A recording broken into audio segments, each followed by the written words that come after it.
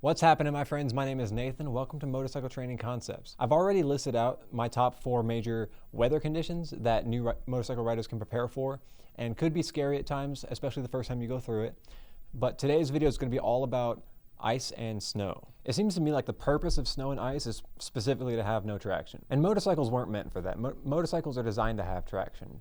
Accelerating, slowing down, and turning are all going to require traction, and if you don't have it, you will crash. The ability to keep and maintain traction is your bike's life source. That's what keeps your bike upright and balanced and able to do maneuvers like switching lanes, making a turn, stopping at a red light, accelerating from a red light. So snow and ice makes it so that if you attempt to do any of those maneuvers, you're going to slip and fall down. Even in a car, you're advised to go super slow and be super careful because fender benders and hitting parked cars and hitting mailboxes happen all the time anyway. And on a motorcycle, you should be going even slower than that. And if it's your only mode of transportation and you have to get from point A to point B and it's snowing, I recommend doing it at like a walking pace. If you slip and fall down at walking pace, that's all it is slipping and falling down.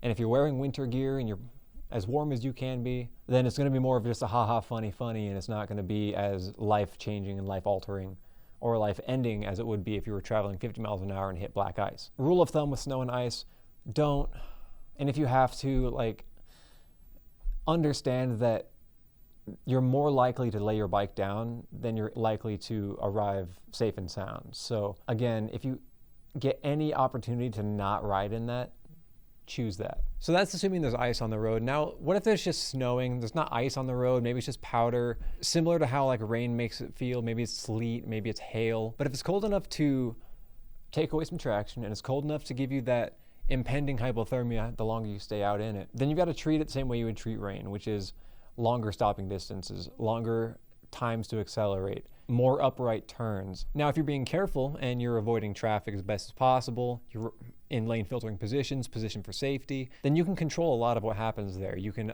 approach stoplights at a very reasonable pace. You can take your time leaving a stoplight so that you don't spin your back tire. However, that same logic applies to any emergency situation. So if a driver starts sliding out, maybe they didn't know how to handle the snow or the ice, or maybe they have really, really good traction control and tires and brakes, and maybe they can slow down a lot faster than you can. And on a motorcycle, you're likely to have a much longer stopping distance than that car is going to have. You're going to need not only more stopping distance, but even bigger space cushions. You need to keep that bubble of safety that you have around you as big as possible if you're riding during snow season or in any kind of situation where it's slippery. Now, another thing to talk about when it comes to snow is reduced visibility. Once it starts to stick, it'll stick to your face shield, it'll stick to the windshields of other cars, making it hard for them to see you. And there's not just lack of your visibility, but lack of the visibility of everybody around you. Understanding that and being prepared for that is the same thing as the typical road scenarios where you're preparing for other drivers to do things that they probably ought not do. Chances are that they're going through the same thing you're going through, where they're concerned, they're worried, maybe their adrenaline's up. Each person around you is living their own version of that, including you. So depending on whatever helmet you have, you can get an anti-fog lens that can help with the cold weather when you're breathing heavy. I found that if it's rolling off your face shield, you can just turn your head a little bit. If you can maintain eye contact, but turn your head, then the wind's gonna push things off to the side of your face shield. But if it's snow and it's really heavy, really sticky, and you're starting to lose a significant amount of your vision, just wipe that off. Maybe, again, if you ever feel uncomfortable and you want to stop, just pull over, take a break, maybe call somebody up, be like, hey man, I got out here and it's a little embarrassing, but I don't feel comfortable finishing this ride. But everything you do is going to be a lesson learned here, and whatever option is going to make you the safest and still allow you to learn. The first 3 things that we talked about so far in this video have been more things that happen outside of your body, but then you've got things like, again, hypothermia. On a motorcycle, if you're riding in the ice and snow, or if you're planning on it, and you know, hey, snow season's coming up, winter's coming up, I need to get prepared for this. So this is where having a completely second set of gear.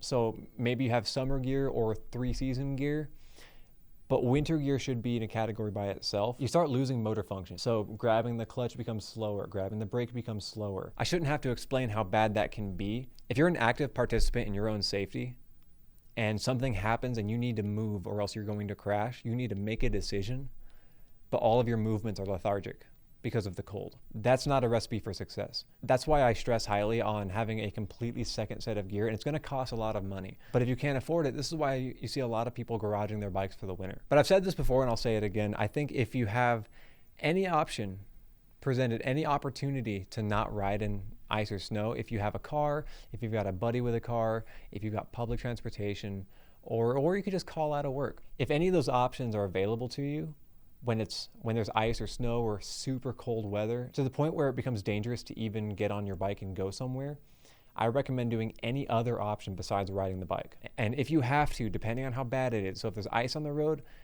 the slower the better. Or if there's no ice on the road and it's just snow, and the snow is not sticking that much, it's just really cold, then you got to keep an eye on your visibility, keep an awareness up for other drivers' visibility, and also be aware that your action time and reaction time is going to be increased. So slowing down to a stoplight, accelerating from a stoplight, turning, or even emergency responses are all going to require a longer period of time and a longer distance to be able to perform these actions without causing yourself any risk. And then lastly, again, we're going to wrap up on hypothermia. The dexterity of your limbs are going to decrease.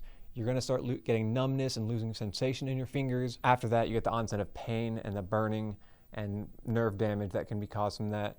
And that's it from me today. I hope there are some new riders out there that got some value from that, got some new information maybe they hadn't considered before. I hope you all ride safe and ride smart, and I'll see you in the next video.